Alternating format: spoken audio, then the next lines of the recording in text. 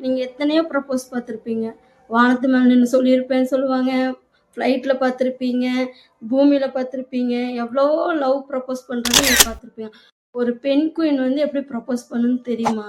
அந்த ஆண் பெண் குயினுக்கு வந்து அந்த பெண் குயின் புடிச்சிருந்துச்சுன்னா, அது தேடி போய் ஒரு அழகான கூழாங்கல்ல எடுத்துட்டு வந்து, அந்த பெண்ணோட பெண் குயின் காலடியில கொண்டு வந்து போடுமாம்.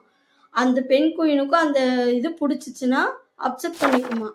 அந்த கல்ல எடுத்துட்டு போயி, இந்த 2 பெண் குயின் போய் அழகான கூடு கட்டி, குட்டிகள பெத்து ஜாலியா வாழுமாம். அந்த குட்டிகள பெத்ததுக்கப்புறம், அது கடைசி வரைக்கும் ஒண்ணா சேர்ந்து அது வாழலாம். இல்லன்னா பாதியிலே பிரிஞ்சு போகலாம். ஒருவேள அதுக்கு வேற ஜோடி இருந்தாலோ, ஒருவேள அந்த கல்லு புடிக்காம இருந்துச்சுன்னா, அது ரிஜெக்ட் பண்ணிக்கிட்டே இருக்குமாம். ஆனாலும் அந்த பெண் குயின் வந்து சும்மா விடாதாம்.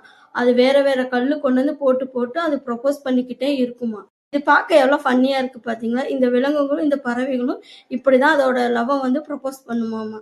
இதே மாரி உங்களுக்கு வேற யாரையாவது புடிச்சிருந்துச்சுன்னா, நீங்க உங்களுக்கு புடிச்சது வாங்கி நீங்க ப்ரப்போஸ் பண்ணுங்க.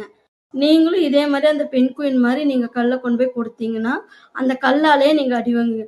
Be careful.